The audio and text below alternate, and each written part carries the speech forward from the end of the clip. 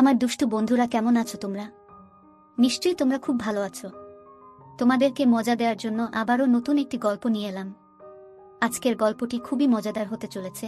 আমি শিওর বলতে পারি গল্পটি শেষ পর্যন্ত শুনলে তোমাদের দাঁড়িয়ে যাবে। তাই ভিডিওটা শুরু থেকে শেষ পর্যন্ত দেখার অনুরোধ রইল। তাহলে কথা না বাড়িয়ে এবার আসল ঘটনা আসি। আমার নাম ইমন। আমার বয়স 22 বছর। কিছুদিন আগে আমি বিয়ে পাশ করেছি। আমার মায়ের নাম শিরিন জাহান আর আমার বাবার নাম তৌকির খান। বাবা মা, দাদি এবং 4 বছরের ছোট বোন আরিফাকে নিয়ে আমাদের ছোট্ট সংসার। আমার বাবা মায়ের বয়সের মধ্যে অনেক ব্যবধান। আমার বাবার বয়স 59 বছর আর আমার মায়ের বয়স মাত্র 36 বছর, কিন্তু আমাকে দেখলে কেউ বিশ্বাসই করবে না যে আমার মায়ের 22 বছরের একটা ছেলে আছে আর 4 বছরের একটা মেয়ে আছে। আমার মা দেখতে খুব সুন্দর, গায়ের রং ফর্সা, মায়ের মুখটা অনেক বেশি মায়াবী, পালতোলা নৌকার মতো মায়ের দুটি চোখ। মায়ের চেহারা যে কোনো পুরুষের মাথা খারাপ করে দিতে পারবে। আমার মা অনেক বেশি শিক্ষিত আর স্মার্ট। আমার মা এখনও ওয়েস্টার্ন পরে, যাতে করে মাকে খুব বেশি ইয়াং লাগে। আমি কোনো দিন আমার মাকে নিয়ে কোনো খারাপ চিন্তা করিনি, বরং আমি আমার মাকে অনেক বেশি ভয় পেতাম।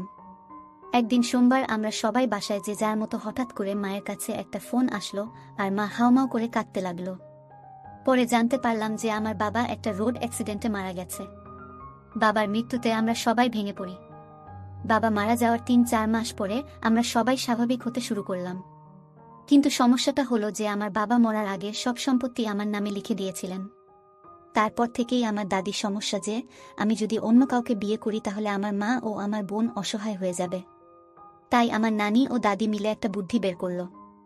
তারা একদিন আমাকে ডেকে বলল, দেখো, আমরা একটা সিদ্ধান্ত নিয়েছি যা তোমাদের মেনে নিতে হবে। আমি আর আমার মা চুপচাপ শুনছি। হঠাৎ করে নানি বলে উঠল, আমরা চাই শিরিন, তুই আবার বিয়ে করো। কারণ তুই এখনো অনেক বেশি জুয়ান, তোর জীবন পড়ে আছে। তোর মেয়ে এখনো অনেক ছোট আর তোর মেয়েরও বাবার দরকার আছে। মা চুপচাপ শুনছে। তারপর আবারও নানি বলে উঠল যে, দেখ শিরিন, আমরা অনেক ভেবে এই সিদ্ধান্ত নিয়েছি যে ইমনও এখন বড় হয়েছে। কিছুদিন পর ওকে বিয়ে দিতে হবে, তাই আমরা চাই তুই আর অন্য কাউকে বিয়ে না করে ইমনকে বিয়ে করো। মা বলল, তোমাদের মাথা ঠিক আছে? ইমন আমার ছেলে, ওকে আমি জন্ম দিয়েছি, ওর সাথে আমার বিয়ে কিভাবে হবে? এটা অনৈতিক আর পাপ। আমরা জানি যে এখানে কিছু সমাজের নিয়ম আছে, কিন্তু নিয়ম একটা সময় যে চেঞ্জ করতে হয়। মা তাই বলে নিজের ছেলেকে দিয়ে। তোমরা এটা ভাবতে পারো কিভাবে? আমি কোনোদিন এই পাপ কাজ করব না। তারপর নানি আর দাদি অনেক জোর করল আর হুমকি দিল যে আমরা যদি এই সিদ্ধান্ত মেনে না নিই তাহলে তারা এই বাড়ি ছেড়ে চলে যাবে। মা হাউমাউ করে কান্না শুরু করল। আমি চুপচাপ বসে আছি। আমার বলার মতো কোনো ভাষা নেই। তারপর দাদু আর নানু মাকে বোঝানো শুরু করল যে, দেখ, তৌকির মরার আগে সবকিছু ইমনের নামে করে গেছে। এখনো যদি অন্য কোনো ভুল মেয়ের পাল্লায় পড়ে তাহলে তোর আর তোর মেয়ের জীবন ধ্বংস হয়ে যাবে। তোর মেয়ের কথা চিন্তা করে রাজি হয়ে যা। মায়ের কান্না থামে না।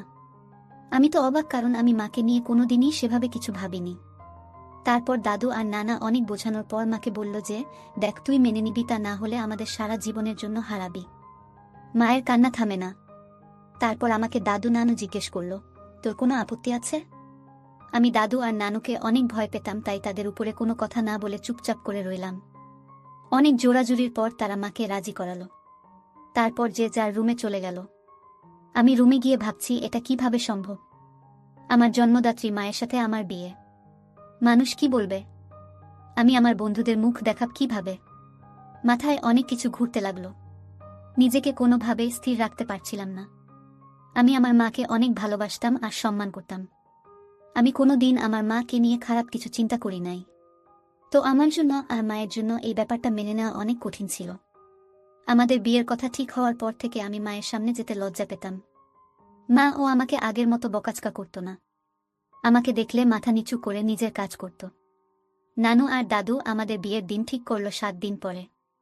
আমি আর মা দুজনে অনেক বেশি মনমরা হয়েছিলাম।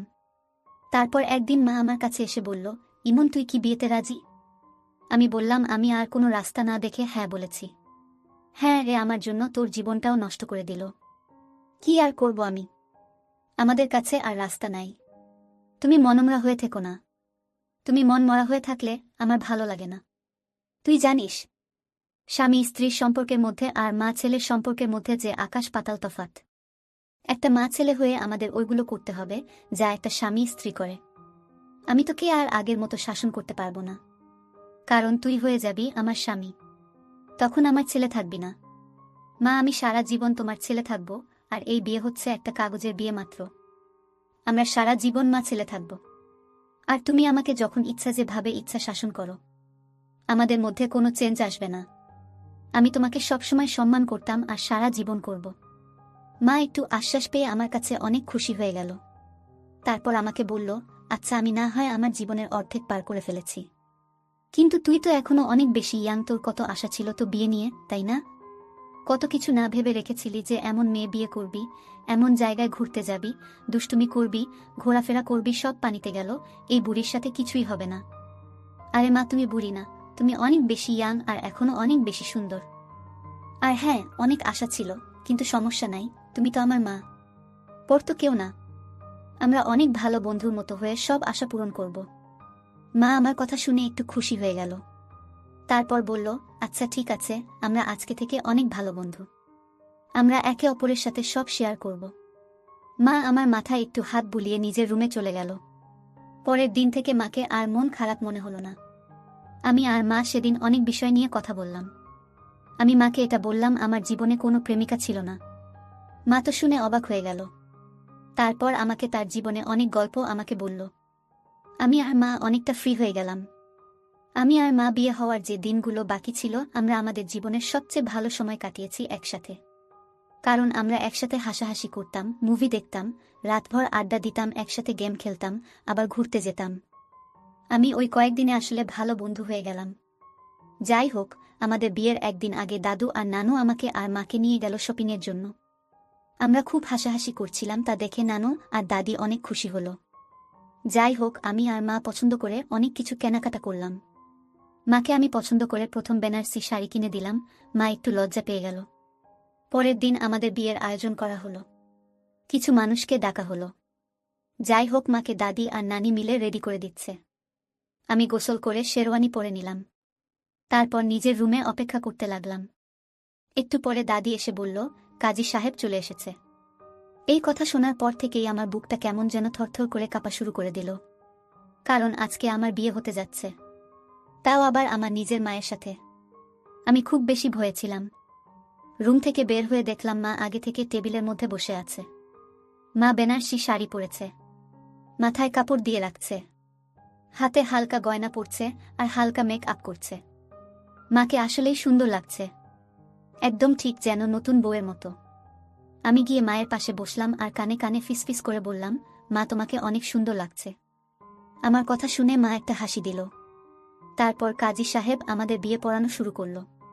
কাজী জানত যে আমরা মা ছেলে, তারপরও অনেক টাকার বিনিময়ে বিয়েটা পড়াচ্ছে। যাই হোক, আমরা দুইজনে কবুল বলে ফেললাম। আমাদের বিয়ে হয়ে গেল।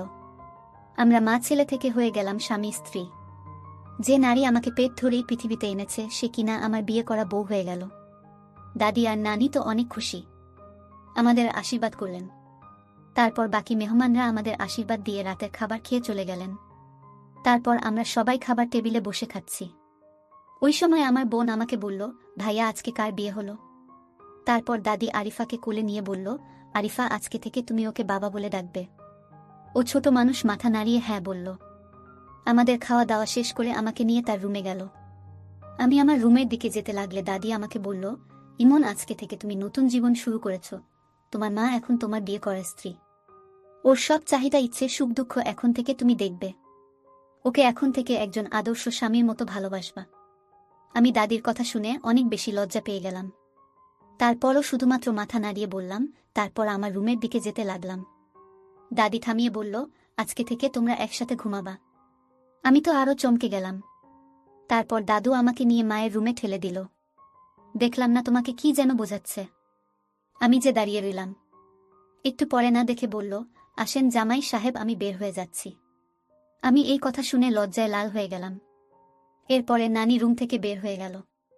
আমি রুমের দিকে তাকিয়ে দেখি রুমটা অনেক সুন্দর মতো সাজানো। খাট ফুল দিয়ে অনেক সুন্দর করে সাজিয়েছে, কারণ তারা চায় আমি আমার মায়ের সাথে বাসর করি। যে আমার ভাবতেই কেমন যেন ঘৃণা লাগছে। আমি চুপচাপ দাঁড়িয়ে রইলাম। মা আমাকে দেখে বলল, আসো ইমন, দাঁড়িয়ে আছো কেন? আমি মায়ের কথা শুনে গিয়ে খাটের মধ্যে বসলাম। তারপর মাকে বললাম, দেখছো তারা কি করেছে, রুমের অবস্থা? তাদের মাথায় আসলেই ঝামেলা আছে। আরে বইল না, আমাকে যে কত কিছু বলল, কিভাবে কি করতে হবে। তারা আসলে ভাবছে যে আমরা মা ছেলে হয়ে গুলো করব। হ্যাঁ, যত সব ফালতু। যাক, বাদ দাও। এখন থেকে আমাদের এক রুমে ঘুমাতে হবে। তোমার কি কোনো সমস্যা হবে? না, সমস্যা হবে কেন? তুমি তো ছোটবেলায় আমার সাথে ঘুমাইতা, আর এখন তুমি থাকলে ভালোই হবে। ঘুম না আসলে আড্ডা দেয়া যাবে। যাক, তাহলে ভালো। তো আজকে কেমন লাগলো? সত্যি বলতে না, আমার অনেক ভালো লেগেছে। এত বছর পর মনে হচ্ছে আমি আবার কোণে হয়েছি, বউ রূপে সেজেছি। আমার কাছেই খুবই ভালো লেগেছে। তোমার কাছে কেমন লেগেছে? আমার মধ্যে অনেক ভয় কাজ করেছে যে আমাদের সম্পর্ক কিভাবে মিনিটের মধ্যে চেঞ্জ হয়ে গেল। আরে কই, আমরা তো আগে থেকেই ডিসিশন নিয়েছিলাম যে আমরা অনেক ভালো বন্ধু হয়ে থাকব। এইসব আজাইরা জিনিসগুলো নিয়ে মন খারাপ করব না। হ্যাঁ, ঠিক বলেছ। যাক, আমি অনেক বেশি ক্লান্ত। আমি না হয় ঘুমিয়ে পড়ি। মা বলল, হ্যাঁ, আমি অনেক বেশি ক্লান্ত। আমি ফ্রেশ হয়ে আসি, তারপর আমিও ঘুমিয়ে পড়ব। তুমি শুয়ে পড়ো। আমি আচ্ছা বলে খাটের একপাশে শুয়ে পড়লাম। একটু পরে মা এসে লাইট অফ করে দিল।